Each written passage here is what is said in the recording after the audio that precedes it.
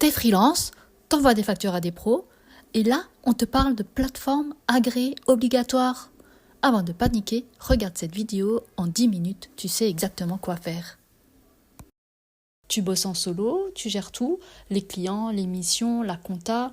Et maintenant, il faut en plus te préoccuper de la réforme de la facturation électronique. C'est quoi une plateforme agréée?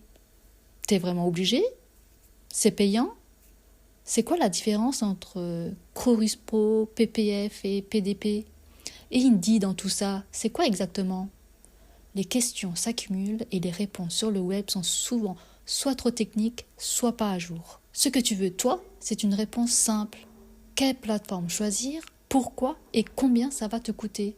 C'est exactement ce qu'on fait ici. Au programme, je t'explique ce qu'est vraiment une plateforme agréée, je te dis si en tant que freelance t'es vraiment concerné, je te donne les critères qui comptent pour toi spécifiquement et je te présente les meilleures options concrètes pour profil solo en 2026. Avec en bonus, un conseil qui t'évitera une erreur classique chez les freelances.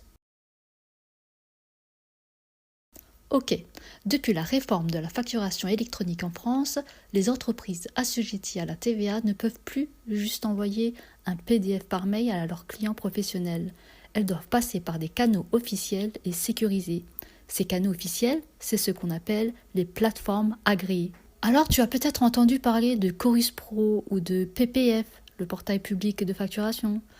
Clarifions ça tout de suite parce que c'est source de beaucoup de confusion. Chorus Pro, c'est la plateforme de l'État qui existe depuis 2017 et elle continue d'exister en 2026. Mais elle est réservée à un seul usage, facturer les clients publics, les mairies, les hôpitaux, les administrations. Si tu bosses avec des clients privés, Chorus Pro ne te sert à rien pour ça. Le PPF, lui, c'est une infrastructure invisible qui tourne en coulisses. Il gère l'annuaire central des entreprises et collecte les données fiscales. En clair, c'est le chef d'orchestre du système. Mais toi, tu n'interagis jamais directement avec lui.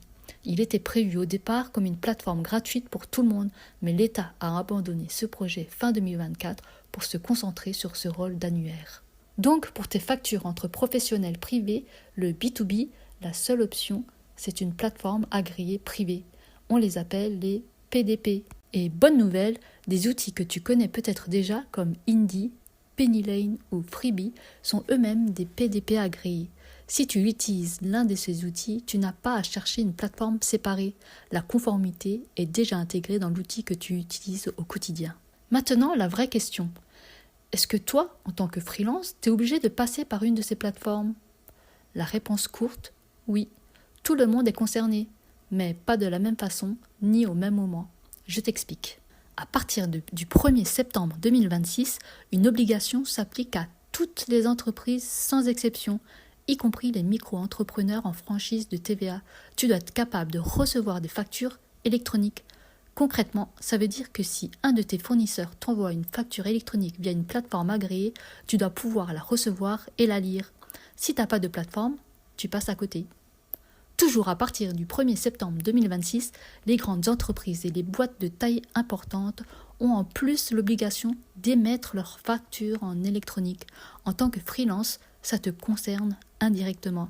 Si tu travailles avec de grands groupes ou des sociétés avec plusieurs centaines de salariés, ils vont t'envoyer leurs factures uniquement en électronique dès cette date. Il faut que tu sois prêt à les recevoir. À partir du 1er septembre 2027, c'est ton tour d'émettre en électronique si tu es assujetti à la TVA et que tu fais du B2B. Donc si tu es en SASU, EURL ou auto-entrepreneur ayant dépassé les seuils de franchise TVA, tu devras envoyer tes factures via une plateforme agréée à cette date. Si tu es micro-entrepreneur en franchise de TVA, tu ne factures pas de TVA, tu n'as pas d'obligation d'émettre en électronique pour l'instant, mais tu dois quand même recevoir. Donc même toi, tu es concerné dès septembre 2026. En résumé, septembre 2026, tout le monde reçoit. Septembre 2027, les freelances assujettis à la TVA émettent aussi.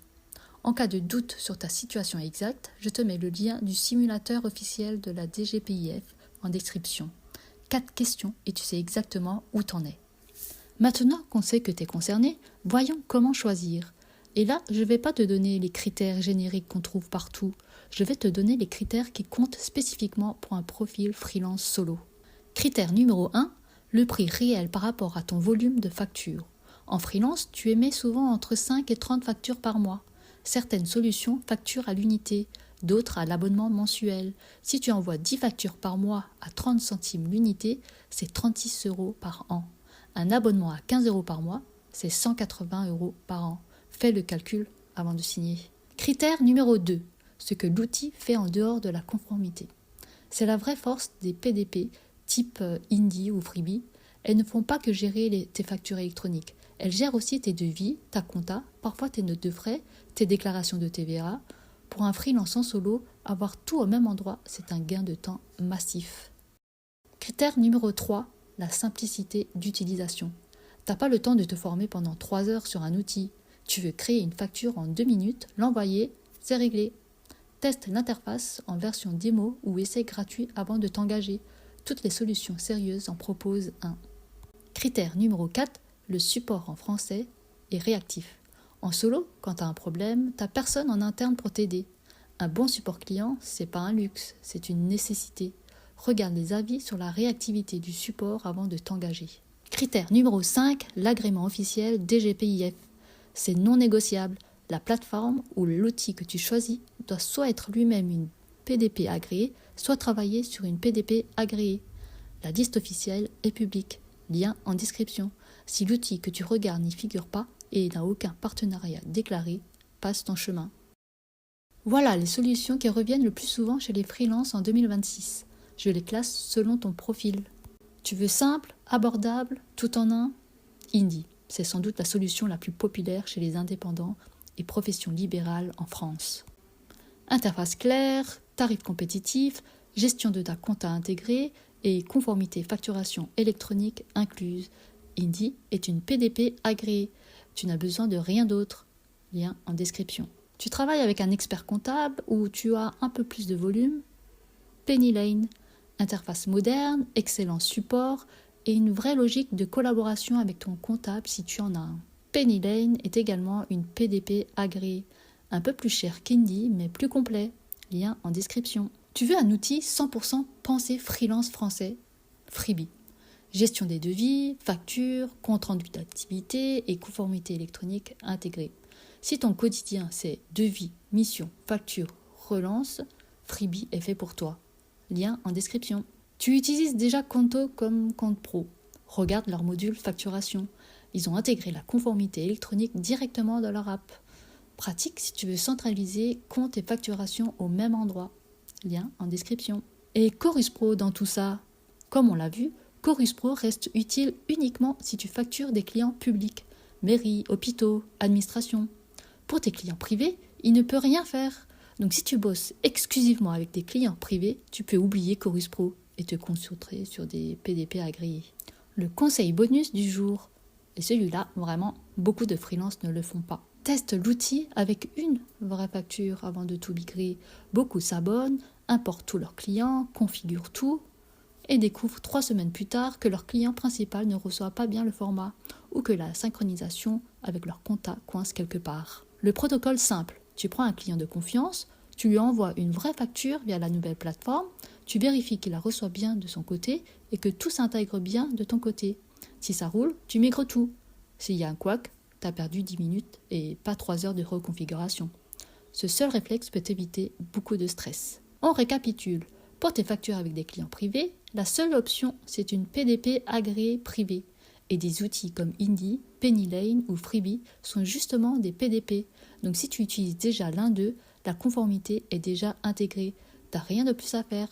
Chorus Pro, lui, reste utile uniquement si tu factures des clients publics. Sur le calendrier, dès septembre 2026, tout le monde, y compris les micro-entrepreneurs, doit pouvoir recevoir des factures électroniques. Et si tu as assujetti à la TVA, tu devras aussi émettre en électronique à partir de septembre 2027. Tu as encore un peu de temps pour bien choisir, mais pas question d'attendre le dernier moment. Pour choisir, regarde le prix selon ton volume, ce que l'outil fait en dehors de la simple conformité, la facilité d'utilisation, le support et l'agrément officiel. Et avant de tout basculer, teste avec une vraie facture d'abord. C'est vraiment pas si compliqué une fois qu'on a démêlé le jargon. L'objectif, c'est juste de choisir une fois, bien, et de ne plus y penser. Concentre-toi sur tes missions, Laisse la plateforme gérer la conformité à ta place. Je t'ai préparé un petit guide rapide. Je l'ai mis en téléchargement gratuit dans le descriptif de la vidéo. Profites-en! Si cette vidéo t'a aidé, un petit pouce bleu, ça fait vraiment plaisir et ça m'aide à toucher d'autres freelances qui en ont besoin. Abonne-toi pour une prochaine vidéo. Et toi, tu utilises quoi comme outil de facturation en ce moment? Dis-moi en commentaire, je lis tout.